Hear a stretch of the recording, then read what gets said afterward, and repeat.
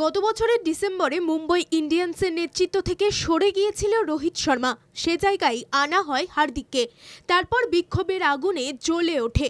সেই আগুন পরবর্তীতে নিভে গেলেও রোহিত হার্দিকের মাঝে যে কোনো বিপদ নেই তা স্পষ্ট ছিল না দর্শকদের মধ্যে।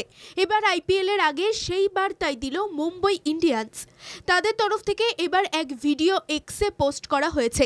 সেখানে প্র্যাকটিস সেশনে উপস্থিত হার্দিক রোহিত একে অপরকে আলিঙ্গন করে কুশল বিনিময় করছেন। এর আগে হার্দিক পান্ডিয়া গুজরাট টাইটান্স থেকে গিয়েছেন মুম্বই ইন্ডিয়ান্সে। তার কিছুদিনের মধ্যেই এই পরিবর্তন হয়েছে। এর আগে রোহিতের নেতৃত্বে মুম্বই ইন্ডিয়ান্স 2013, 2015, 2017, 2019 ও 2020 সালের আইপিএল চ্যাম্পিয়ন হয়েছিল। তার জন্যই মুম্বই ইন্ডিয়ান্স সাফল্যের মুখ দেখেছিল। সেই জায়গায় এই পরিবর্তন তা কোনোভাবেই মানতে পারছেন না সমর্থকেরা। সেই পরিবর্তনে কি সফলতা আসবে এই প্রশ্নই বড় হয়ে উঠেছিল। 2024-এর আইপিএলকে মাথায় রেখে নানা রকম পরিবর্তন ভাবনা ছিল এই ফ্র্যাঞ্চাইজির। তা যে এ পর্যায়ে পৌঁছবে তা হয়তো কল্পনাও করতে পারেননি দল। এসব প্রত্যাশা করেননি কর্তৃপক্ষ।